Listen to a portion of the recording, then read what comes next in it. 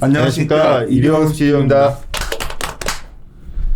이번 주에 기업 분석 쪽에서는 일단 준비했던 자료를 내고, 시장에 대해서는 뭐 어떻게 했던 간에 뭐 우리 신정치내는 저랑 있지만 저희들은 좀 쉬어간다 봤는데 상당히 뭐 어떻게 했던 간에 유동성에 힘이 됐던 어떻게 했던 간에 지수는 전저적 고점을 치고 나가려는 모습이 나오는데, 하여튼 그거에 대해서는 제가 차후로 좀 더 고민을 얘기하겠지만, 기본적으로는 저희가 접근할 수 있는 방식으로는 여전히 주가가 좀 붕 떠 있는 느낌이 있어서 그 얘기를 하려고 하는 거고, 반면에 매일매일 나오는 매크로 데이터도 업데이트하면서 시장을 좀 파악하려고 해서 오늘 신용호 팀장도 같이 얘기하려고 합니다. 그래서 오늘 중국 지표가 잘 나왔는데, 이제 그래 이렇게 잘 나왔어 얘기하시는 분들도 있고, 또 어떤 분들은 또 여기에 또 단점을 좀 찾아가지고 저처럼 이제 시장을 한번 이렇게 색안경을 끼고 온다는 비판도 받고 있는데, 뭐 그럴 수도 있고, 뭐 저희들이 항상 틀릴 수도 있으니까 그 정도 이해해 줬으면 좋겠는데, 일단 중국 지표 점검해보고 최근 상황 신용호 팀장이랑 셋이 얘기 좀 해봅시다.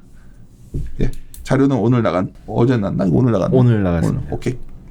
예, 어제 일단 중국 지표가 발표가 됐고요. 일단 고정자산 투자, 그 다음에 소매 판매, 산업생산 3대 지표가 전반적으로 시장 컨센을 갖다 다 상회를 했습니다.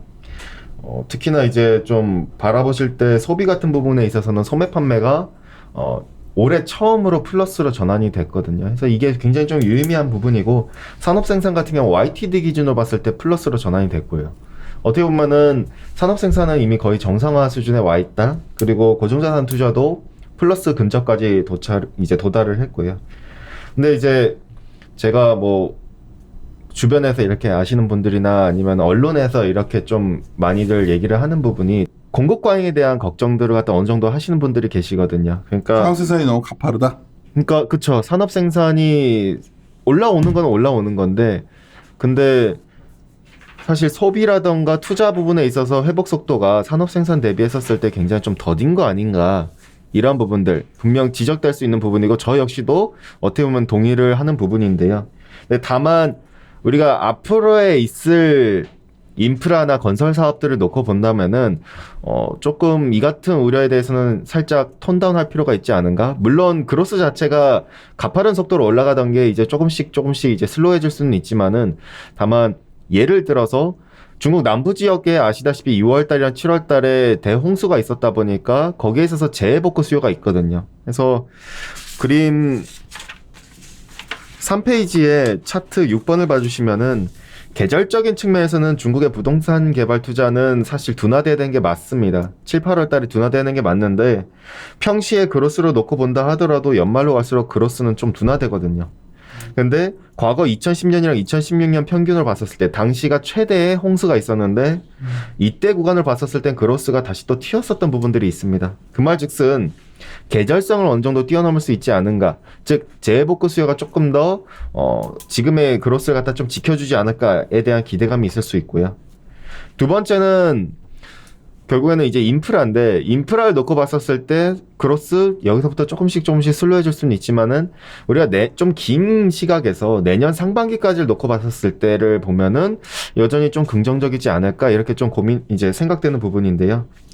그림 7번을 봐주시면은, 중국 발개위라는 이제 공무원 산하에 있는 정부 기관에서 결국 이제 인프라를 갖다가 심의를 합니다.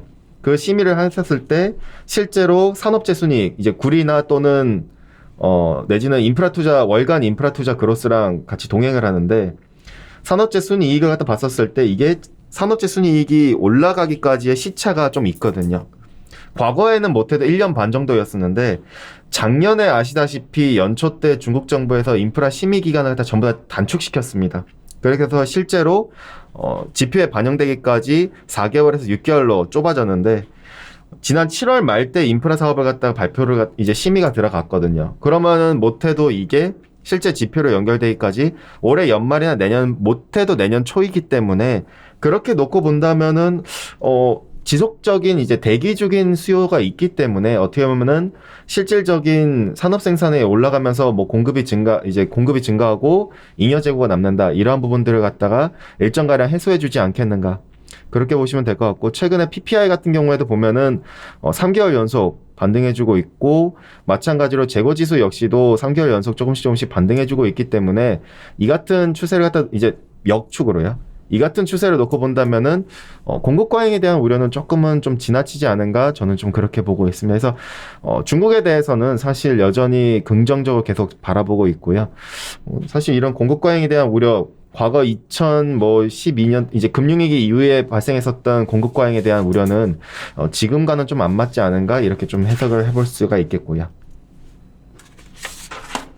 뒷부분 같은 경우에는 제가 뭐 차트들이나 다른 참고용으로 넣어놨는데, 기자회견 내용이나 이런 부분들은 그냥 참고만 해주시면 될 것 같습니다.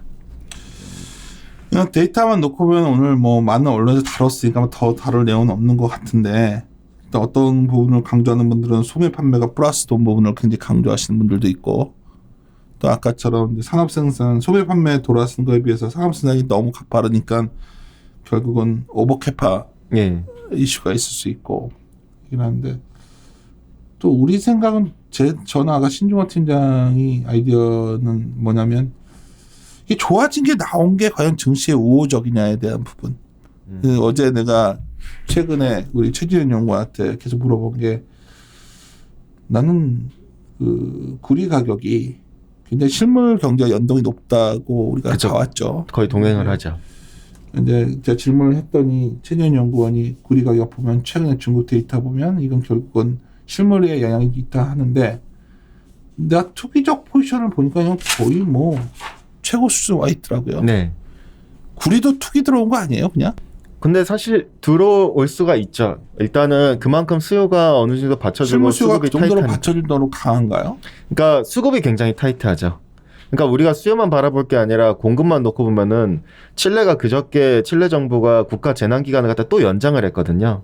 그 말즉슨 공급의 그로스 자체가 굉장히 더딘다라는 부분이고, 특히나 최근에 보시면은 뭐 8월달 수출, 칠레의 동정강 수출 데이터가 마이너스 26%로 나왔거든요. 그만큼 둔화됐다는 것이고, 그러니까. 결국에는 공급이 내년도도 안 좋을 수 있다. 최근에 동제련 이익 자체도 그로스가 마이너스로 돌아섰고, 공급의 수급 측면에서, 이제 공급 측면에서는 병목 현상이 나타날 수 있다는 거고, 내년도 TC 역시도 하향 조정될 수 있다는 우려가 계속 커지고 있기 때문에, 근데 이제 수요는 점진적인 개선이 분명한데 공급이 빠르게 못 올라와 준다는 거는 구리 측면에서는 긍정적이라고 볼 수가 있겠고요. 그래서 사실 어떻게 보면 투기적 포지션이 올라간 것일 수도 있겠고. 그러니까 물론 그 타이어 경기는 좀 낮아지고 있고 지표들도 이러니까 있지만, 근본적인 건 수급 이슈라고 보는 게 결국은 투기적 수급, 그러니까 펀더멘탈 이슈보다는 수급 이슈 영향이 더 큰 거 아니냐는 거죠. 근데 수요도 솔직히 우리나라나 또는 미국이나 유럽만 놓고 보면은 되게 부진하다, 여전히 이렇게 볼 수 있지만, 단순히 이제 중국만 놓고 봤었을 때는 어쨌든 글로벌리하게 금속, 특히 구리의 수요의 53%가 중국이니까요.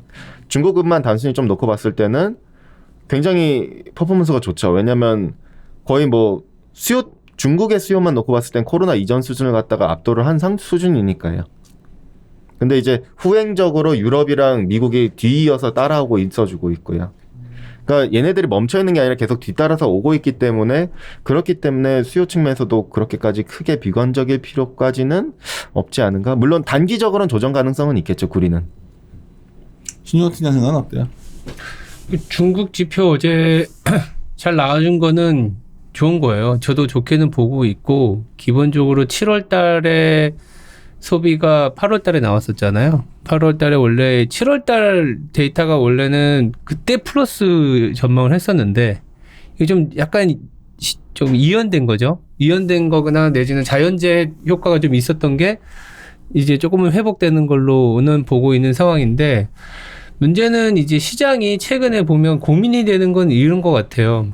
그러니까 지표를 보시는 분들은 너무 빨리 달려왔다라는 얘기를 하는 거거든요. 그러니까 좀 선반영해 왔다. 아니면 그러니까 오히려 지표가 안 좋아졌는데 주가는 계속 버텼던 것들이 지금은 지표가 좋아진 것들로 인해서 이거 좀 어떻게 보면 다 우리가 기대했었던 것들이 나와 줘버리는 상황? 아이러니하게도 시장에서 기대했던 데이터들이 나오기 시작하니까 이제부터는 옥석 가리기가 오히려 시작되는 거 아니냐. 눈높이들을 이제 이제 재단하는 시기로 들어가 버렸다라는 생각이 들어요. 그래서 정말 이제 올라오는 지표만큼 시장이 버텨줄 수 있을 만한 체력인 거냐. 단순히 돈으로만 계속 갈 수 있는 상황이냐. 요거를 이제 재단하기 시작해야 되는데 지금 최근에 나오는 데이터들은 좋긴 하지만 한국 시장에 이거 결국 우리가 얘기 나누는 건 한국 시장이니까 한국 시장의 성장률을 끌어올릴 만큼이 되려면 이게 회복된 게 이제 계속 보여줘야 된다라는 리스크가 있다. 근데 당장 9월, 10월, 11월에 이게 계속 추세적으로 올라가는지는 좀 더 확인해 봐야 되지 않겠냐라는 그 정도? 내가 그 말을 왜 꺼냈냐면 신시장 같이 들어오라고 했던 이유가 좀 어디 가나 이제 유통속도 얘기하고 MTO 이렇게 한단 말이에요. 돈이 많이 풀렸다. 네. 이제 사실 유통속도는 굉장히 폐기된 어떤 이론 아닌가요? 사실 화폐 수량세라는 게 어떻게 보면 그렇죠. 예를 들어서 통화량이라는 게 그걸 민간 부분의 수요에 따라서 결정되는 거지 뭐 이게 뭐 공급한다고 이게 다 인플레가 나고 이건 아니잖아요. 그렇죠. 근데 이제 시장에서는 막 다 그 얘기란 말이에요. 뭐 돈을 많이 풀었는데 그게 자산 가격 버블을 만들 것이고 인플레가 날 것이고 길게 보면. 근데 유통수도 떨어지니까 예를 들어 유통수 떨어지니까 인플레가 잘 안 나오는데 돈은 풀려 있으니까 이게 막 엄청난 자산 걸 가져올 것이다. 뭐 이런 논리가 이제 모든 걸 정당화하고 있단 말이에요. 지금 우리 사실 뭐 돌려서 얘기했지만 알잖아. 무슨 말인지는 알죠. 네. 내가 지금. 어딜 가도 이 얘기를 하고 이제 개인들 자금도 부동산에서 돈이 올 거니까 이제 뭐 정부도 이쪽 돈을 투입할 거니까 모든 걸 정당화되는데 저희들은 그러니까 중국은 잘 나왔는데 예를 들어서 잘 나오면 그렇게 돈을 중국은 막 풀 필요는 없는 거고 예를 들어서 중국은 실제로 이제 통화량을 또 조정하기 시작했습니다. 왜냐면 자기들은 이미 거의 정상 수준에 왔거든요. 근데 통화량에 있어서는 그러니까 결국에는 유동성에 있어서는 좀 조정하기 시작했고 이미 7월 말 때부터 우린 유동성 좀 조정하겠다라는 얘기가 나왔고요. 제 말은 여기서 경기가 올라오면 민간에서 통화 수요가 늘어가지고 네. 그게 다른 말로 하면 좀 내생적으로 통화 유통수도가 개선되고 맞아요. 뭐 이래 그러니까 그게 돼야 뭐 의미 있는 게 나오는 건데 그러니까 단지 이제 돈을 푼다고 뭐 된다 고민이 이런 되는 게 그런 거예요. 단순히 생각해 보면 코로나 이전 레벨까지 주가는 올라왔는데 이제 그러면 돈의 힘으로 올라온 거는 인정. 그러면 모든 게 돈의 힘으로만 갈 수 있는 건 아니거든요. 통화 유통 속도가 폐기되어 있는 논리긴 하지만 또 통화 유통 속도를 통해서 우리가 볼 수 있는 거는 돈의 푼 속도보다 실물 경제에 올라온 속도가 그만큼 떨어지고 있다라는 건 맞는 거거든요. 그래, 그 통화 유통 속도가 계속 비율적으로는 떨어진 건 맞지만 그럼에도 불구하고 통화 유통 속도가 멈추거나 내지는 반등이 나와줘야 되는 국면에 가야 시장이 돈이 실제 풀린 게 실물단으로도 돌아가면서 증시에는 또 선순환의 그림을 주겠구나라는 거를 줄 수 있는 자양분인데 지금 보면 우리나라 같은 경우에는 실물 데이터가 사실은 그렇게 좋아 보이는 데이터가 없어요. 특히 내수는 8월 말, 9월 말 데이터는 10월, 11월에 아마 또 안 좋게 나올 가능성이 높은 상황이기 때문에 우리나라가 중국이 이렇게 나와줘서 저는 어쩌면 그러니까 많이 빠지진 않겠지만 기대 영역은 중국이 소매 판매가 플러스 돌아섰으니까 다음번에 나오는 중국의 수입 데이터나 내지는 이 소비가 실제 우리나라 수출로 연결되는 데이터로 나오는지의 연결고리가 저는 좀 필요하다라는 얘기를 드리고 있는 거고 왜냐하면 중국은 수출 데이터가 좋은데 한국은 수출 데이터가 안 좋아요. 중국의 또 소비는 그래도 시납으로 올라오는데 한국의 수출 데이터가 약간 어긋나기 시작했거든요. 그래서 이게 같이 다시 붙어가는지를 확인하는 과정은 지금부터 진짜 승부이지 않겠냐. 근데 주가는 올라와 있다. 그러면 검증 기간은 좀 필요하지 않겠냐라는 부분이고요. 중국 같은 경우에는 실질적으로 보니까 이제 소비 지표에 대한 기대를 조금씩 올릴 수 있는 단계는 된 거는 맞는 것 같아요.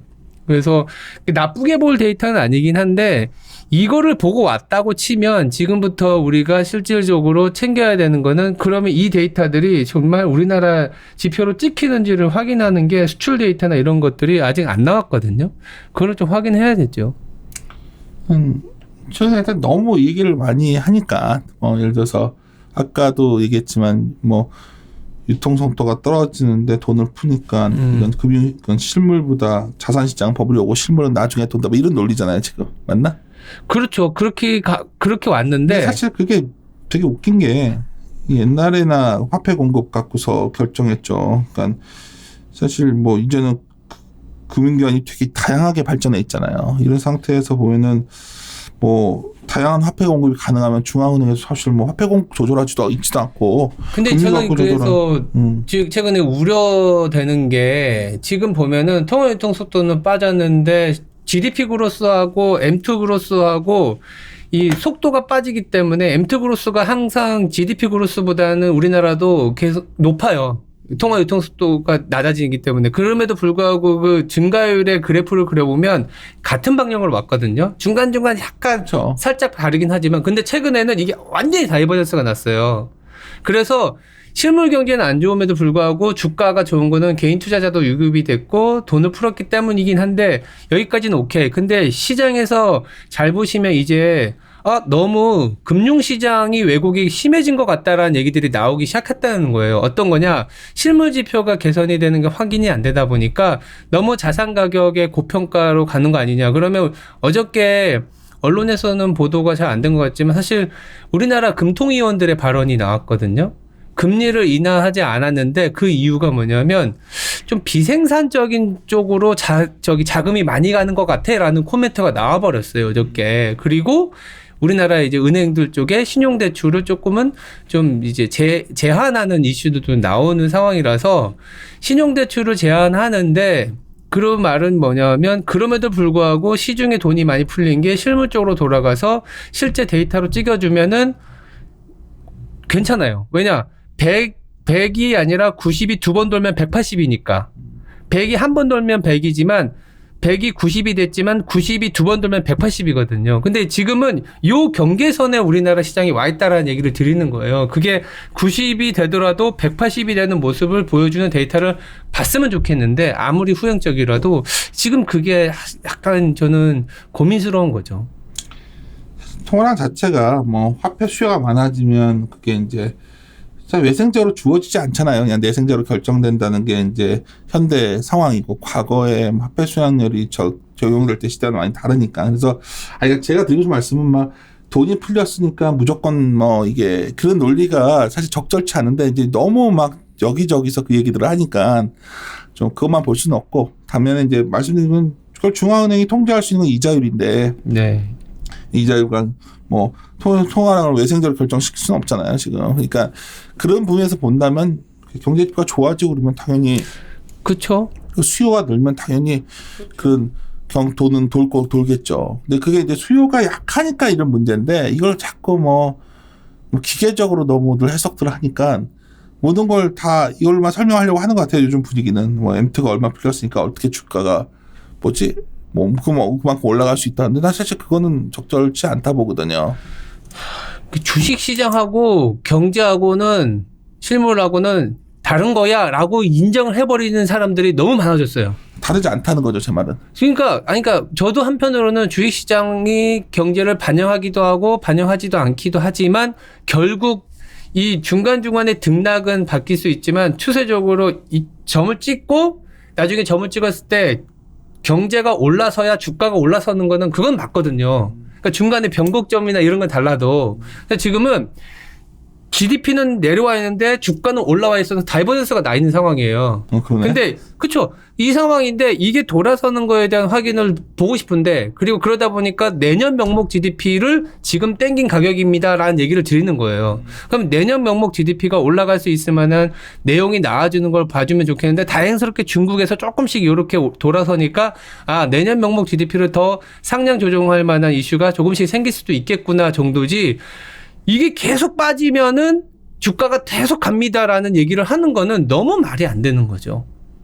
경제가 계속 안 좋아지면은 뭐 유통수가 떨어지니까 주가가 계속 된다. 네, 그거는 말이 안 되는 거죠. 네. 저는 그게 맞는 말인가? 돈이 돌면 그게 올라가는데 그거는 어차피 통화 수요가 결정하는 거죠.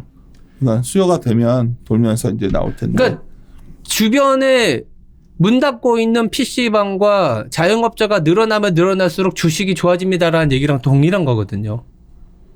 지금. 근데 지금은 그 상황까지 오고 있는 거예요. 지금 시장에서는 그만큼 좀 너무 안전 불감증. 예, 좀 그런 정도지 않겠냐라고 얘기. 저 생각에는 그래서 이제 그걸 검증하는 시기가 언제일까? 우리가 이제 9월 중에 좀 있을 줄 알았는데 이번에 이제 어떤 변화가 큰 게 있었냐면 전자가 결국은 12조까지 나왔어요. 이제 그러니까 12조까지 나오니까 전자 실적 개선이 3분기에 기대치를 확 올려놨는데 전자 빼고 나면 나머지들이 뭐 그렇게 좋은 것 같지는 않고 중요한 건 전자가 막상 11조가 안 나오면 10조가 안 나오면 이거의 기대치 너무 가능성도 이제 땡겨놨어요. 실적 시즌에 네. 시작되는 거 아닌가요? 스타트가 그건데. 저는 사실 오히려 카카오도 주가가 슬로해진 게 너무 많이 추정치를 올려놨었잖아요.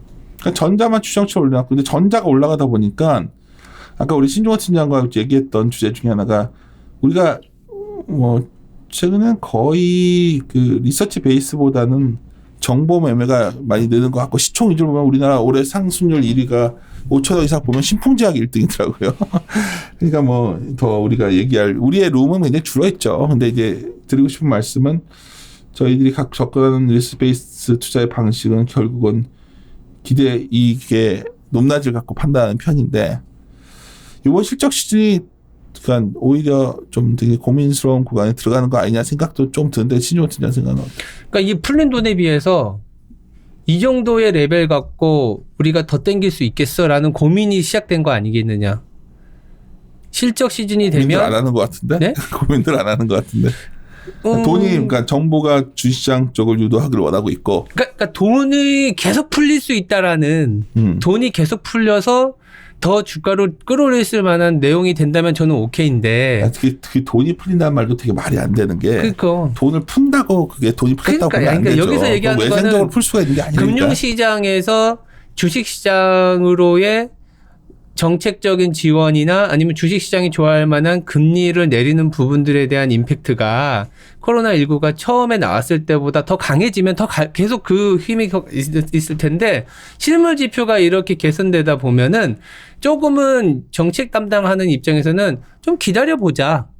지금 괜찮아졌지 않느냐 이렇게 나오는 거예요. 정책의 힘은 떨어지는 게 오히려 좋은 건데 미국이나 중국은 그 기다려보자라는 정도까지 온 것 같아요. 더 이상 이제 금리도 더 내리지 않고. 근데 우리나라는 지금 보면 기다려보자 할 만큼의 데이터가 나온 상황은 아니거든요. 제가 봤을 때는. 그리고 오히려 좀 옥죄고 있는 상황이고.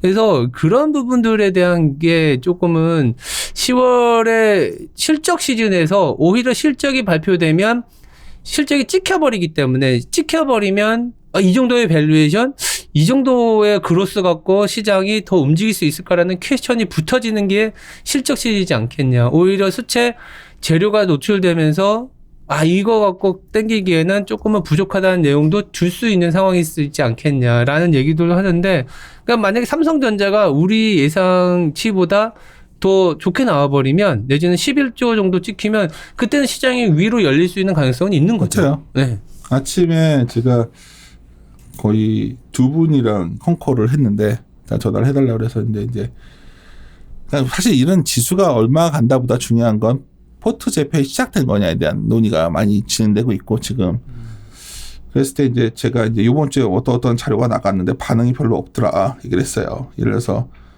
그 건설 자료도 나갔는데 반응이 없더라고요. 한샘 탑픽했더니 다들 반응이 없어. 왜냐하면 지금 다들 그 배터리 뭐 풍력 뭐 이런 거 아니면 그 얘기도 했고 또 중소형주도 저희가 이제 저희 정신연구원이 계속 말하던 종목들 얘기하니까 별로 그냥 시큰둥들 한 것 같은데 그런 얘기하면서 포트는 바벨로 가는데 기본적으로 자동차를 얘기할 때 딱 이런 말을 하시더라고 한 분이 나한테 현대차는 저희 내러티브 사실 유행하는 게 소위 내러티브 넘버스 아니에요. 나무다란 채. 그러니까 뭐 수소차 가능성도 있고 하니까 현대차가 더 사람들 사고 기아차는 그런 게 없으니까 상대적으로 싸거든요.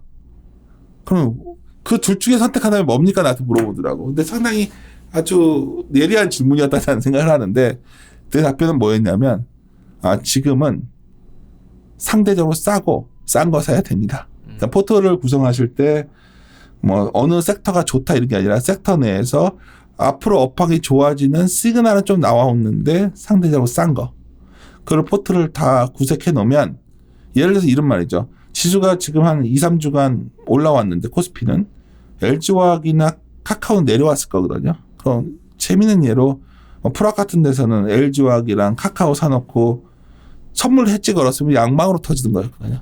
아니 그럼 실제 뭐 신종치대 알잖아 지금 뭐 이런 사람들 꽤 있는 거. 그러니까 지금 장은 오히려 뭐 어떻게 균형 있게 포트를 재편하냐. 개인 투자자들에 해당되는 영역은 아닌 것 같은데 개인 투자자들의 입장은 어떻게 할까? 재편되는 쪽에 신규 평인되는 쪽을 들어가야 되지 않나 하는 생각이거든 저는. 그게 더 나을 것 같은데 뭐 그런 측면에서 본다면 이번 주에 나간 자료들이 그런 종목들을 제시했음에도 불구하고 여전히 뭐 시큰둥들한 것 같은데 여하튼 내 생각은 이렇던데 어때 생각해요 신종호 팀장은? 뭐 요새는 그건 주식 아니야? 투자할 때 가격만 보고 가지 기업을 보고 가진 않더라고요. 그게 무슨 말이야? 가격만 본다는 게. 기업을 보고 주식 투자하는 게 아니고 가격을 보고 에이, 주식 그렇게 투자. 너무 극단적으로 얘기하지 마. 설마. 그러니까 왜냐하면 그게 가격과 그렇잖아요. 돈의 힘에 대한 얘기로 또 치환될 수밖에 없기 때문이에요. 그래서 저는 뭐 여전히 우리나라에서 어닝에 대한 베이스가 뒷받침이 돼야 된다는 생각을 갖고 있고, 그 어닝이 올라오는 게 확인이 되면 뭐 그 어닝에 대한 베팅이 일어날 수 있다고 보는데, 당장 지금 어닝에 대한 변화가 나타나는 분야가 그렇게 많지는 않은 거는 사실이고, 그리고 기대감으로 해서 올라온 게 돈의 힘이었고, 그 돈의 힘으로서 올라온 게 지금 2,400인 거는 오케이긴 한데, 이 이상을 올리려면 어닝이 돌아주는 걸 봐야 되거든요. 그냥 단순히 보면 실적 시즌에 어닝 도는 만큼을 보자는 건데 지금 기대치가 너무 높기 때문에 삼성전자가 설사 11조 나오면 그거는 이제 오케이긴 하지만 기대치를 이미 다 땡겨놨을 거라는 거죠. 그럼 그러니까 저희가 원래 8월 셋째 주인가에 3분기 기대치가 너무 높아서 좀 내려올 거로 네. 봤었는데 주가가 조정받으면서 주가가 오히려 올라가니까 최근에 기대감이 올라갔단 말은 무슨 말이냐면 이런 것 같아요. 청취자분들이 이제 헷갈려 하시는데 우리가 애널리스트가 주가에 맞춰서 TP를 고치는 경향이 높아지거든요. 그렇죠. 그렇게 되면 이제 보통 멀티플 상향들을 많이 하고 있는데 EPS를 올릴 수가 없으니까 이게 지나치게 늘고 있다는 상황. 네, 그치? 그런 얘기. 우리끼리 막 떠들었는데 최진영 우리 중국 얘기가 그래서 시작. 중국 얘기하다가 최진영 거는 굉장히 그 젊은 친구들 더 많이 어울리니까 이거 굉장히 노땅 같은 생각이고 어때요 요즘 분위기가? 분위기요. 네. 근데 모르겠어요. 제 생각도 그러면 노땅이 노땅이야. 아니 요즘 제가 이제 최근에 몇 군데에서 이제 뭐 유튜브 같은 연락을 잘 출연을 안 하려고 그래요. 말을 아껴야겠다 생각이 들고 그냥 의리원에 집중하자. 지금 왜냐면 중요한 시기인데 여기서 저도 멘탈이라는 게 자꾸 이렇게 하면 이제 개인들이 굉장히 좀 뭐 표현하긴 그렇지만 좀 얕고 자극적인 걸 원하니까 깊게 들어가기보다는 근데 그러다 보면 이제 휩쓸릴 수 있으니까 그래서 저희 쪽에 집중해서 그래도 자료도 이번에 준비해서 이번 주에 나름대로 전략적으로 잘 많이 냈고 바이콜도 지금 한 상태인데 내가 바이콜을 하면서 느낀 건데 이제 항상 우리 노땅 듣기 하는 얘기로 요즘 그 개인 투자자들은 그런 거 신호팀이랑 똑같은 얘기를 하더라고. 다들 뭐 그냥 어차피 이건 승부처다 본다는 거야. 인생의 승부처 지금이. 그 정도로 좋나? 주시장이 지금? 뭐 그렇게 생각하시는 분도 제 주변에 있기는 한데 뭐 있어? 있기는 한데 대다수는 아니고요. 근데 이제 조금씩 조심해야 될 구간 아닌가에 대해서 다들 좀 고민을 하는데 근데 다들 좀 그 얘기를 하더라고요. 그러니까 그럼 트리거가 뭘까에 대해서 고민들 많이 하시는데 아직 그거를 많이들 저 역시도 그걸 고민하는 부분이라서요. 괜히 내가 말 시켰구나.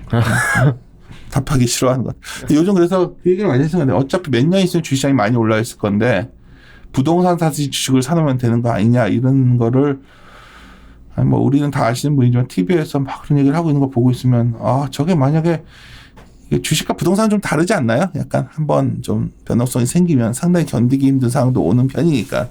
주식과 부동산도 다르기도 하거니와 추세는 결국 경기에 수렴할 수밖에 없고 경기가 우리가 계속 올라온 것만 봤기 때문인데 그 반드시 꼭 올라가라는 보장은 없어서 오늘 마무리 그런 얘기 할게요. 제가 오늘 상당히 질문을 이제 한 분은 한 30분 이상 통하고 한 분은 한 20분 통화인데 두 분 다 나름대로 의사결정 공짜니까. 근데 이제 한 분이 마지막에 딱 하나 물어보더라고. 내년에 지수 다 3천 이상 얘기하는데 정말 그렇게 생각하세요? 이러더라고 나한테.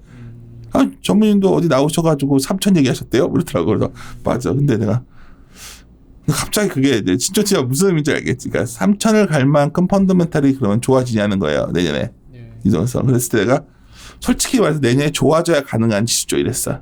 예. 그게 맞는 답변 아닌가? 3천을 가려면 저는 잘 모르겠는데 3천은 제가 생각하기에는 만약에 누가 여기서 3천만 원 하는 사람은 여기 없잖아요. 다들. 그렇죠. 뭐 지금 2,400인데 뭐 요새 해봤자 뭐 내년에 유동성 이 정도 들어와 있고 정부가 밀어주고 있는데 뭐 부동산에 좀만 돈이 들어와도 그렇게 할 것이다. 근데 제가 이 논리로 이제 모든 것이 정당화되는 시장이 어디까지일까 한다면 저는 조심스럽지만 저희가 9월에 좀 조심스러운 입장을 계속 견지하고 있는데 사실 저희들은 원래 전략을 좀 시나리오를 비교해서 바꾸기도 하는데 바꿀 이유를 아직 찾지 못한 거잖아요, 우리가 지금. 그래서 굉장히 더 고민스러워하고 저희가 맞다가 아니니까 저희들이 보는 툴로서는 여전히 조심스럽다. 네, 지금 그냥 제가 그럼 신중호 팀장을 했던 얘기 해줄까요? 진짜 주식에서 주식을 참 큰 돈을 번 사람들을 가끔 알잖아요. 황당하니까 오히려 요새 공실률 높다는 아주 주요 상권에 건물을 사러 다니더라고요. 그래서 내가 참나 그거 보면서 코로나 끝나고 나면 뭐 다시 관광객 오지 않겠냐 뭐 이런 논리인데 그래서 저 신종호 팀장이랑 커피 먹으면서 참나 이런 흐름도 있다는 거죠. 다들 이제 부동산에서 주식을 올 거라 하지만 또 어떤 자금들은 그러니까 이게 왜냐 일들을 쫓아다니는 거거든. 일들을 쫓아다니는 거는 뭐냐면 우리가 싸게 사야지만 마켓 리스크에서 피할 수 있다는 시장에 오랜 우리의 경험치가 있어요. 그러니까 마켓 리스크를 어떻게 피할 거냐 타이밍을 맞추는 게 아니라 내가 싸게 사놔야지 피할 수 있다는 아주 단순한 건데 왜 이베스트는 3, 4, 5, 6월 때는 그렇게 뭐 에크로도 보지 말고 주식만 골라 사라고 하다가 요즘 왜 그러십니까? 하도 여러 군데서 얘기하니까 싸 보이는 게 적으니까. 그래서 요번 주에 나간 싸 보이는 거 얘기한 거예요. 그러니까 고르고 골라가지고 요번 주에 싸 보이는 걸 말했더니 그냥 시큰둥해 또 싸 보이는 것들은. 그러니까 참 저희는 비싸져 있다고 생각하는 거는 조심하고 싸다는 게 무조건 PR 싼 거 아니에요. 저희들은. 그러니까 앞에 그로스가 나오는데 그로스 대비 싸 보이는 거. 예를 들어서 어제 정신유 연구원이 이제 다나와랑 동국제약을 얘기해놨더니 댓글에 저런 비싼 거 추천했다고 또 이러더라고. 비싸다면 가격이 좀 올라 있으니까.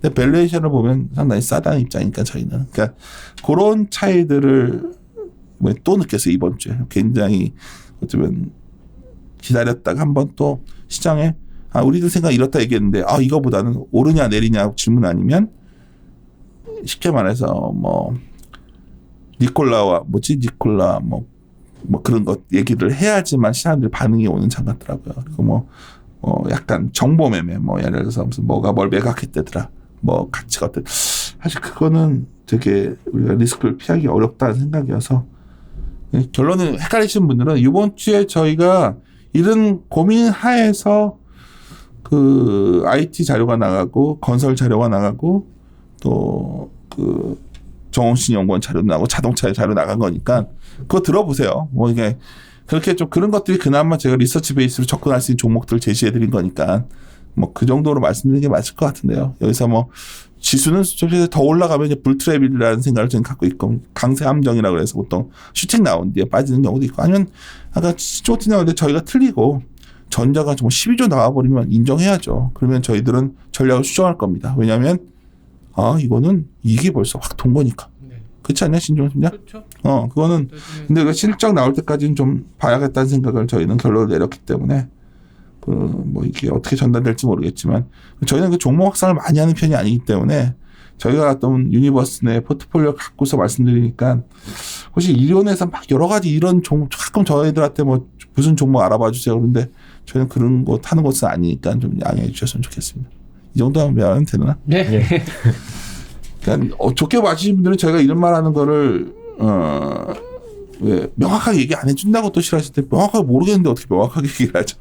근데 하여튼 중국 데이터도 해석의 여지가 굉장히 다양하다는 거 그리고 최근에 화두가 되는 매크로의 어떤 주된 논리들에 대한 저희들의 의견도 나름 말씀드린 거니까 들어보시고 종목 선정은 저희가 이번 주에 나간 업종 자료들과 그 자료에서 판단하셨으면 좋겠습니다. 이 정도에 마무리 짓죠. 네, 함께 고민하시죠. 고민하시죠.